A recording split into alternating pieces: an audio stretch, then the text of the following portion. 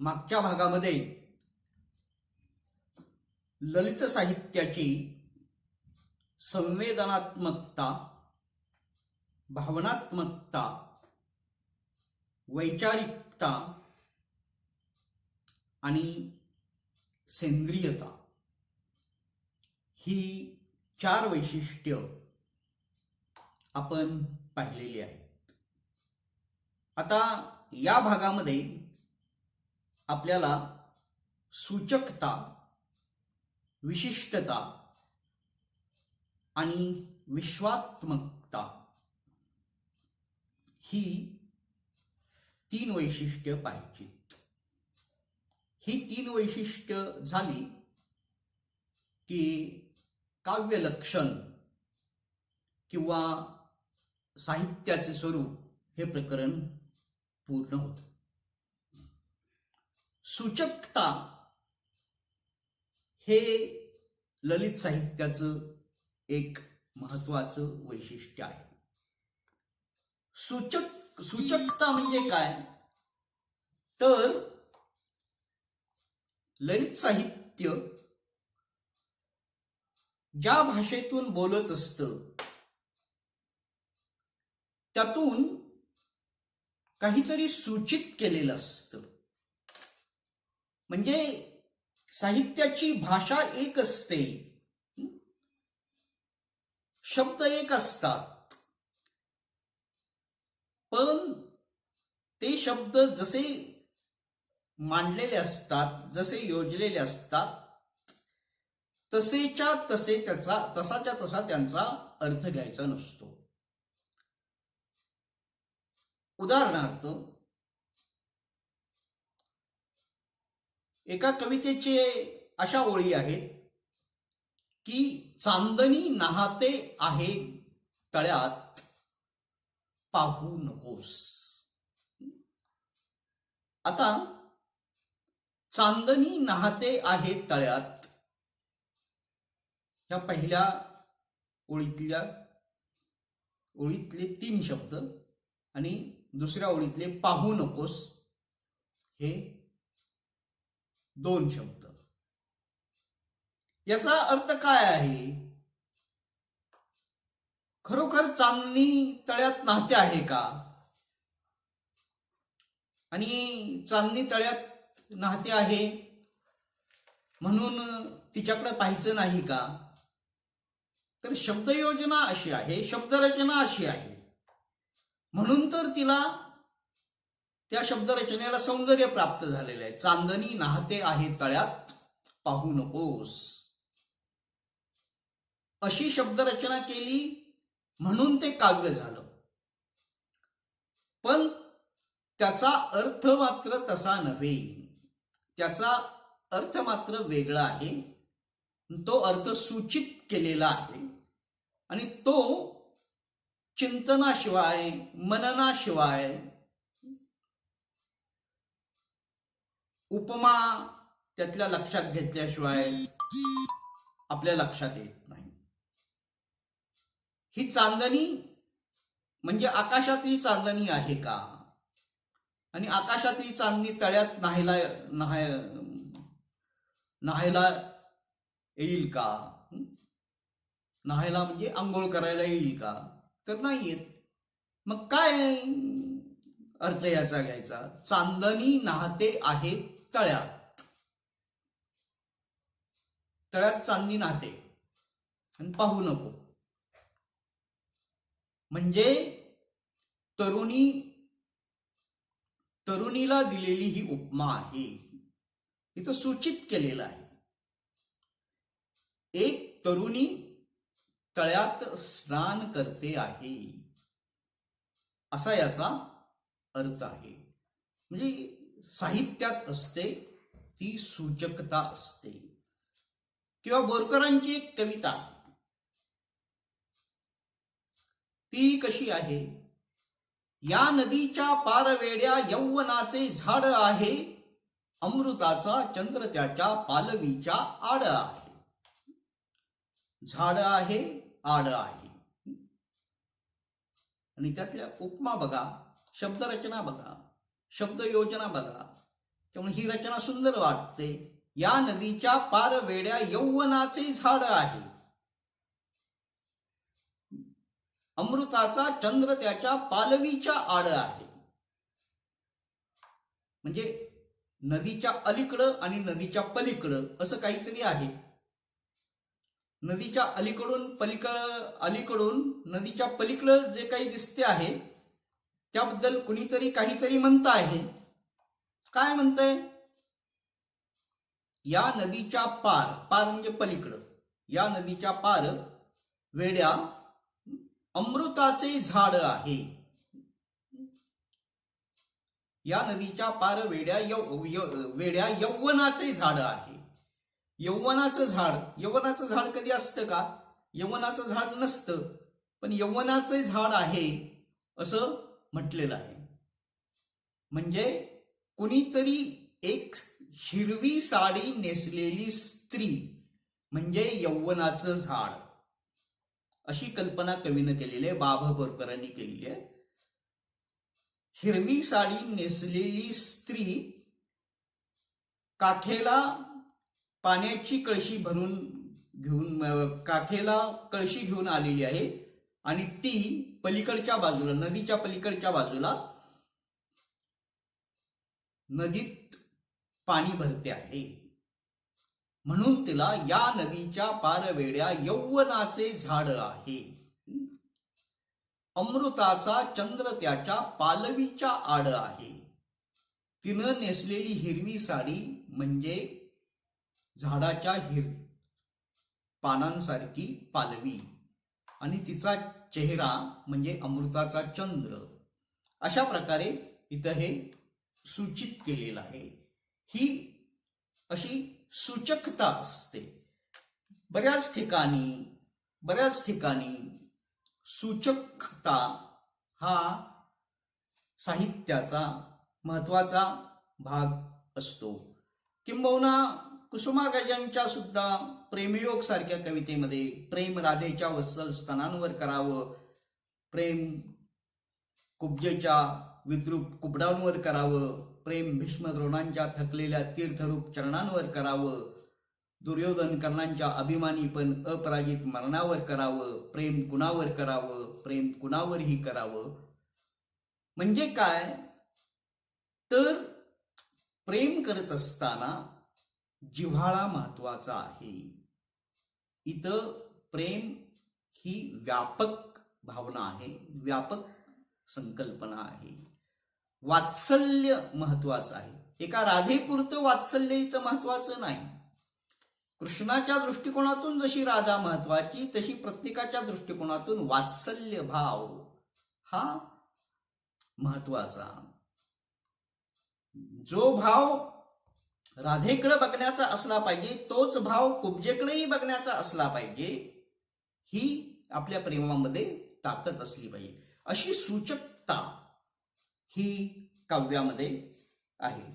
एकंदरीत काय, जर सूचकता नसेल तर ते काव्य पुचकामी हे ठरत असतं. जर त्यात संकेत मुक्तता असेल, जर उघड सगळी काव्यरचना केली असेल तर त्याला काहीही अर्थ नाही, त्यातलं सौंदर्यच निघून जातं. कुसुमाग्रजांचीच अखेर कमाई सारखी एक कविता आहे, त्यात सुद्धा सूचकता आहे. ती म्हणजे मध्यरात्रीनंतर शहरातील 5 पुतळे एका चौथऱ्यावर बसले आणि ज्योतिबा म्हणाले, शेवटी मी झालो फक्त माळ्यांचा. शिवाजीराजे म्हणाले, मी फक्त मराठ्यांचा. आंबेडकर म्हणाले, मी फक्त बौद्धांचा. टिळक उद्गारले, मी तर फक्त चित्पावन ब्राह्मणांचा. गांधींनी गळ्यातला गहिवर आवरला आणि ते म्हणाले, तरी तुम्ही भाग्यवान. एक जात जमात तरी तुमच्या पाठीशी आहे. माझ्या पाठीशी मात्र सरकारी कचेऱ्यातील भिंती. म्हणजे ही कविता अजूनही आपल्या समाजातील ज्या काही जाती जमाती आहेत आणि जाती जमाती अगदी विचारवंतांना आपापल्या समाजापुरतं मानतात किंवा आपल्याकडं जे विचारवंत झाले, आपल्याकडं जे समाज सुधारक झाले, हे आपल्याकडं झालेले विचारवंत समाज सुधारक हे त्या जातीमध्ये रेटून देण्याचा जो प्रकार आपल्याकडे झालेला आहे किंवा चालतो ते सूचित करण्यासाठी इथं ही कविता योजलेली आहे. मी थोडक्यात कसं तर महापुरुषांनी सर्व समाजाचा विकास हे आपलं ध्येय मानलेलं होतं. त्यासाठी ते झगडले, त्यासाठी त्यांनी आपल्या जीवाचं रान केलं. पण याच महापुरुषांवर भिन्न भिन्न जाती जमातींनी आपली मालकी प्रस्थापित केली आणि महात्मा फुल्यांना इतर समाजांनाही माळ्यांचं ठरवलं आणि माळी समाजानंही माळ्या आपल्या समाजापुरतं मर्यादित केलं. शिवाजी महाराजांना इतर समाजानंही मराठ्यांचं केलं आणि मराठा समाजानेही मराठ्यापुरतं मर्यादित केलं. लोकमान्य टिळकांना इतर समाजानंही चित्पावन ब्राह्मणांपुरतं मर्यादित केलं आणि चित्पावन ब्राह्मणांनीही आपल्या समाजात पुरतं केलं. तसंच डॉक्टर बाबासाहेब आंबेडकरांसारखा विद्वान असा गृहस्थ नाही. जगातल्या काही विद्वानांमध्ये डॉक्टर बाबासाहेब आंबेडकरांची गणना केली जाते, परंतु तरी सुद्धा डॉक्टर बाबासाहेब आंबेडकरांना भारतीय समाज बौद्धांचंच मानतो आणि महात्मा गांधींचं जे दुःख आहे ते तर वेगळंच आहे, ते खोलच आहे. ते त्यांच्या मागं कुठलीही जात जमात हे नाही. अशा प्रकारे एक प्रकारची सूचकता यातून केलेली आहे. दुसरं वैशिष्ट्य जे आहे ती विशिष्टता. विशिष्टता म्हणजे काय? ललित साहित्य हे वैशिष्ट्यदर्शी असतं. वैशिष्ट्यदर्शी म्हणजे एक विशिष्ट भावभावना ही त्यातून व्यक्त झालेली असते आणि ती विशिष्ट भावना व्यक्त झाली आणि ती विशिष्ट पद्धतीनं व्यक्त झाली की त्या पद्धतीनं दुसऱ्या कोणी ती भावना व्यक्त केली किंवा त्या पद्धतीनं दुसऱ्या सांगितलं की तिची ती नक्कल आहे हे ताबडतोब कळतं आपल्याला. आणि म्हणून विशिष्टता हा एक यातला महत्वाचा विशेष आहे किंवा विशिष्टता हे महत्वाचं वैशिष्ट्य आहे. वैशिष्ट्यपूर्णता म्हणजेच विशिष्टता, ज्याला आपण स्टाईल इज द मॅन असं म्हणतो. स्टाईल इज द मॅन म्हणजे प्रत्येक माणसाचं म्हणून एक वैशिष्ट्य असतं, तसंच प्रत्येक साहित्यकृतीचं म्हणून एक वैशिष्ट्य असतं.